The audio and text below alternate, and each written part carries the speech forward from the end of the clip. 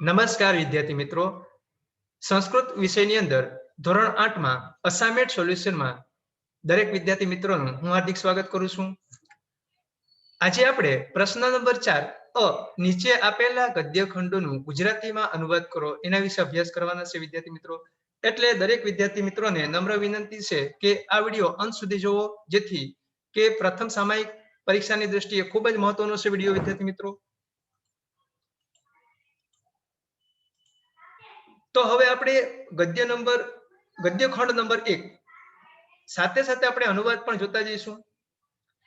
સહ આચાર્યેણ દ્રોણસ્ય એકા મૂર્તિ અચરચ સહ પ્રતિદિન મૂર્તિમ અનમત. સહ તેણે આચાર્ય દ્રોણસ્ય તેણે આચાર્ય દ્રોણની એકા એક મૂર્તિ અરચયત બનાવી. તેણે આચાર્ય દ્રોણની એક મૂર્તિ બનાવી. તેણે એટલે કે એકલવ્યની અહીં વાત કરવામાં આવે છે. સહ પ્રતિદિનમ તે દરરોજ મૂર્તિને અનમત પ્રણામ કરતો. પ્રાતઃ આરંભ્ય સાયકાલ પર્યંત. પ્રાતઃ એટલે કે સવારથી, પ્રારંભ્ય શરૂ કરીને, સાયકાલ પર્યંત સાંજના સમય સુધી ધનુર્વિદ્યામ તે ધનુર્વિદ્યાનો અભ્યાસ કરતો. સને ધીરે ધીરે સહ તે એટલે કોણ? એકલવ્ય. કુશળ ધનુર્ધર અભવત બની ગયો. તો વિદ્યાર્થી મિત્રો, ફરી વખત માત્ર કવર ભાષાંતર જોઈ જઈએ. તેણે આચાર્ય દ્રોણની એક મૂર્તિ બનાવી. તે દરરોજના મૂર્તિને પ્રણામ કરતો. સવારથી શરૂ કરીને સાંજ સુધી તે ધનુર્વિદ્યાનો અભ્યાસ કરતો. ધીમે ધીમે તે એકલવ્ય શ્રેષ્ઠ ધનુર્ધર બની ગયો. તો વિદ્યાર્થી મિત્રો, હવે આપણે આગળ વધીએ બીજો પેરેગ્રાફ વિશે. સાથે એનું ભાષાંતર આપણે જોતા જઈશું. નીચે સ્ક્રીન ઉપર આપણને ભાષાંતર જોવા મળે છે, એટલે તૈયારી કરવા માટે સરળ બનશે. બીજો પેરેગ્રાફ એકલવ્ય વિશેનો છે. એકલવ્ય ગુરુ શ્રદ્ધાયા સ્વશ્રદ્ધાયા ચ પ્રતીકો અસ્તિ. એકલવ્ય ગુરુ શ્રદ્ધા ચ એટલે અને આત્મશ્રદ્ધા યાની કે આત્મશ્રદ્ધાનું પ્રતીક અસ્તિ. પ્રતીક એટલે કે ઉદાહરણ છે. એકલવ્ય અસ્માન શિક્ષયતિ. અહીં એમ કહેવામાં આવે છે કે એકલવ્ય આપણને શિક્ષયતિ યાની કે શીખવે છે. એકલવ્ય આપણને શીખવે છે. સ્વયં જ્યોતિ સ્વયં પ્રજ્ઞા ભવતુ. સ્વયં યાની કે પોતે જ, જ્યોતિ યાની કે પ્રકાશ, પોતે જ પોતાનો પ્રકાશ, અને સ્વયં પ્રજ્ઞા ભવતુ પોતે જ પોતાની પ્રજ્ઞા યાની કે બુદ્ધિ બનો. ભવતુ યાની કે બનો. તો એકલવ્ય આપણને શું બોધ આપે છે, શું શીખવે છે? કે પોતે જ પોતાનો પ્રકાશ બનો અને પોતે જ પોતાની બુદ્ધિ બનો. યદિ અસ્માસુ આત્મશ્રદ્ધા અસ્તિ. યદિ જો અસ્માસુ આપણામાં આત્મશ્રદ્ધા હશે. તહી તો કોડપી કોઈ પણ સિદ્ધિ દુર્લભા નાસ્તિ. કોઈ પણ સિદ્ધિ દુર્લભ નથી.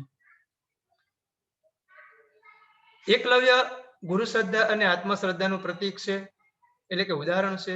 એકલવ્ય આપણને શીખવે છે પોતે જ પોતાનો પ્રકાશ બનો અને પોતે જ પોતાની બુદ્ધિ બનો. જો આપણામાં આત્મશ્રદ્ધા હશે તો કોઈ પણ સિદ્ધિ દુર્લભ નથી, મુશ્કેલ નથી. દુર્લભ એટલે કે મુશ્કેલ નથી. તો આ બીજા પેરેગ્રાફનું ભાષાંતર જોયા બાદ હવે આપણે ત્રીજા પેરેગ્રાફનું ભાષાંતર જોઈશું.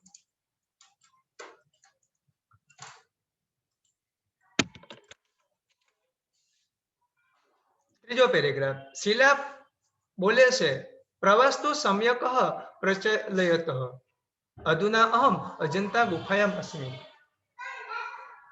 શિલા બે વચ્ચેનો સંવાદ છે. શિલા અને સવિતા વચ્ચેનો. સવિતા એ શિલાની માં છે. બંને વચ્ચે સંવાદ કરે છે. પ્રવાસ જતા દરમિયાનનો સંવાદ આપેલો છે. શિલા કહે છે, પ્રવાસ્તુ સમ્યક પ્રચલતિ. પ્રવાસ તો સમ્યક એટલે કે સરસ અથવા સારો, પ્રચલતિ ચાલે છે. પ્રવાસ તો સારો ચાલે છે. અધુના અહમ અત્યારે હું અજંટાની ગુફામાં અસ્મિ. અજંટાની ગુફામાં છું.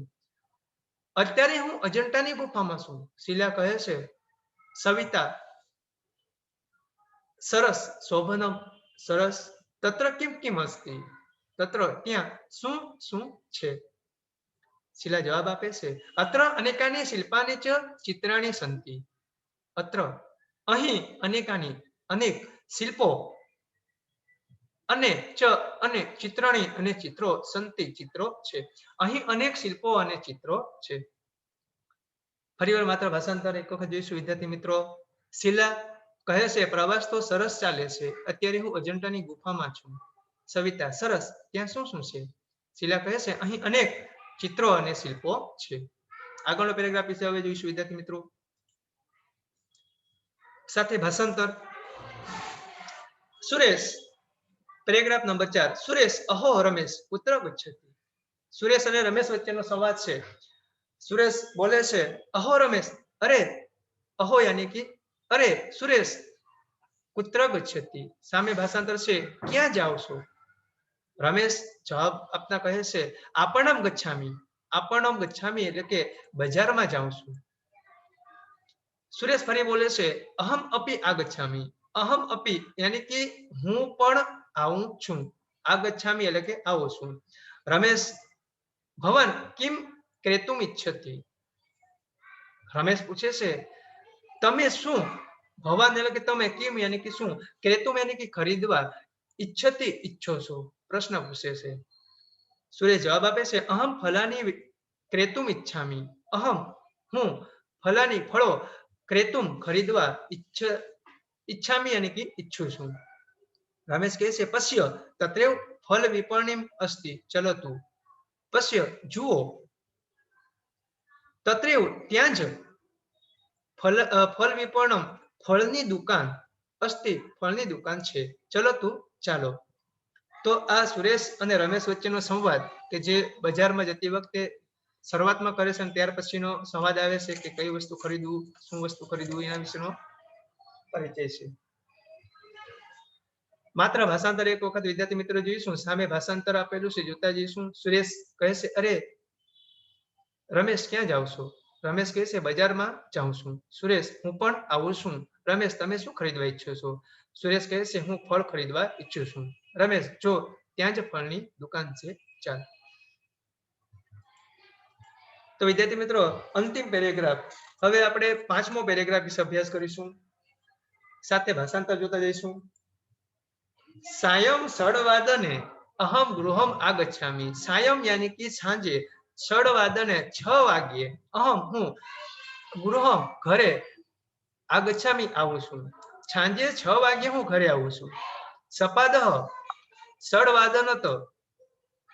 સપાદહ યાની કે સવા, ષડવાદન એટલે કે 6:15 વાગ્યાથી, સપાદહ સવા, સપ્તવાદન પર્યંત 7 વાગ્યા સુધી. સપ્તવાદન સપ્ત એટલે 7 અને ષડ એટલે કે 6, 7 વાગ્યા પર્યંત યાની કે સુધી. અહમ ક્રીડામી હું રમું છું. તદંતરમ ત્યારબાદ, હું સાયમ સાંજની પ્રાર્થના કરું છું. સાંજના 6 વાગ્યે હું પ્રાર્થના કરું છું. સાર્ધ સપ્તવાદન પર્યંત, 7:30 વાગ્યાથી સાર્ધ અષ્ટવાદન પર્યંત, સાર્ધ યાની કે અડધો કલાકનો સમય દર્શાવે છે. 8:30 વાગ્યા, અષ્ટ એટલે કે 8, પર્યંત એટલે કે સુધી, 8:30 વાગ્યા સુધી પુસ્તકમ પઠામી પુસ્તક વાંચું છું. એક વખત માત્ર ભાષાંતર જોઈએ વિદ્યાર્થી મિત્રો. સાંજે 6 વાગ્યે હું ઘરે આવું છું. 6:30 વાગ્યાથી સવા 6 વાગ્યાથી 7:15 વાગ્યા સુધી હું રમું છું. ત્યાર પછી હું સાંજે પ્રાર્થના કરું છું. 7:30 વાગ્યાથી 8:30 વાગ્યા સુધી હું પુસ્તક વાંચું છું. તો વિદ્યાર્થી મિત્રો પરીક્ષાની દ્રષ્ટિએ પ્રથમ સામાયિકની દ્રષ્ટિએ ખૂબ જ મહત્વનો પેરેગ્રાફ છે, જેથી અભ્યાસ કરી ભાષાંતરની તૈયારી કરવી. દરેક વિદ્યાર્થી મિત્રોને વિડીયો જોવા બદલ ખૂબ ખૂબ આભાર. Thank you very much.